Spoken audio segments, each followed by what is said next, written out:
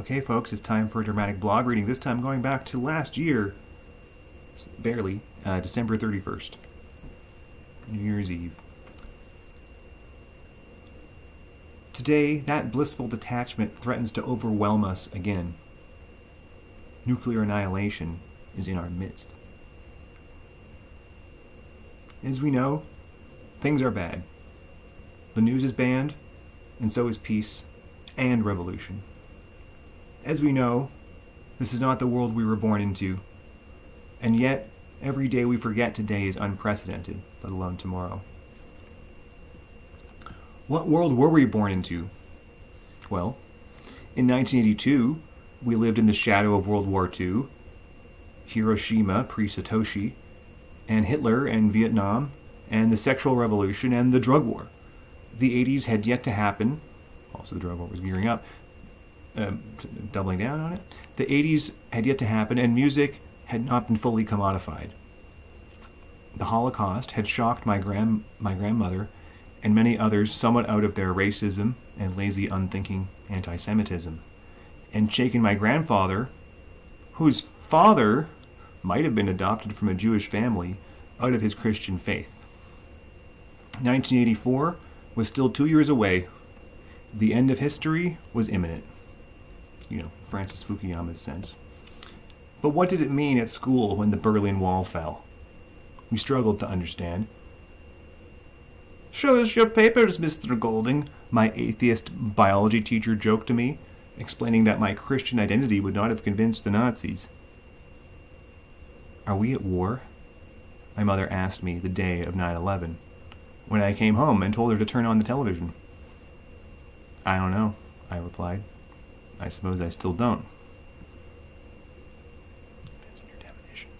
The irony was, I slept through 9/11 and missed a school day full of class discussions, and my mother had been at home with the television and all news media off. Today, this is almost unthinkable. It is unthinkable to have this blissful detachment for even a microsecond from current events.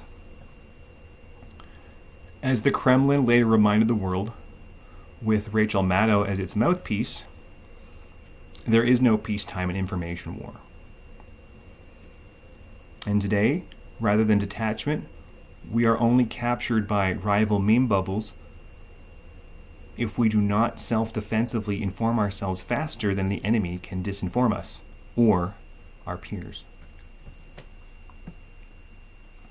I've often remarked that historians will call this the disinformation era, and that the beginning of World War III will be marked as 2014. Careful observers will note that the internet went absolutely haywire that year, rivaled only by the dawn of endless September, due in no small part, I'm sure, to how the now proverbial Russian troll farms, long before Cambridge Analytica, due to them, I'm sure, which would only have worked overtime during the invasion of Crimea. These Russian troll farms, they're real. Not that we don't have them too, but your mom's a troll farm. While it happened, my Ukrainian friend could not fathom why Canadians were so blissfully unconcerned with these events. Well, were they following anything that wasn't a Twitter or a Facebook feed? I certainly knew then that was the only way to get people's attention, in the feed. Today, that blissful detachment threatens to overwhelm us again. COVID squelched rebellion in Hong Kong. Taiwan is next on the chopping block, and both the Ukraine and Hamas wars can easily entangle nuclear powers. America, Russia, Israel, Iran, and England, and the rest of NATO. News is banned on Facebook.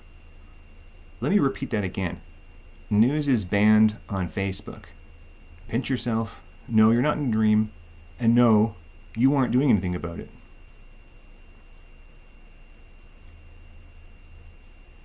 This is like if music was banned in the late 60s because of the anti-war movement.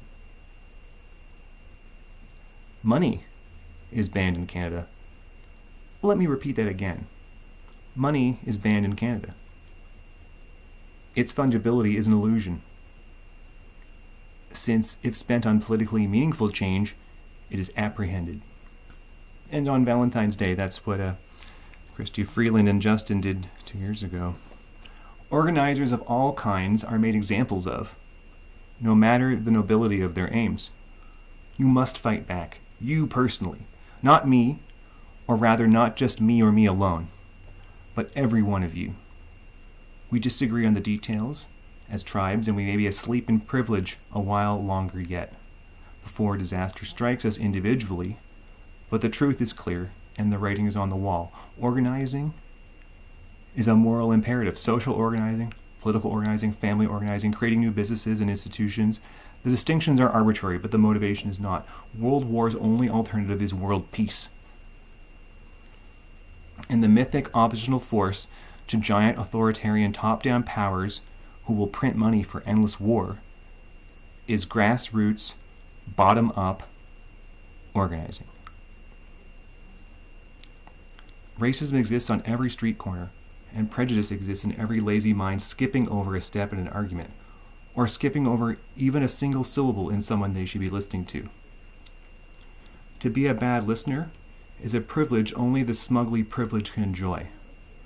To the oppressed, the dominant military power's every word must be heeded, which is why the rest of the world follows American politics, not Russian politics, and why it's Russian news that is banned, not American news. A daily commitment to fighting disinformation is a moral imperative for every conscious citizen in 2024. Find ways to 1. Consume more correct information every day. 2. Consume more contradictory information every day. 3. Cultivate a taste for cognitive dissonance, and as they say, reaching across the aisle. 4. Correct more disinformation every day. 5. Detribalize, reorganize. And 6. Maximize collective learning rate at all costs.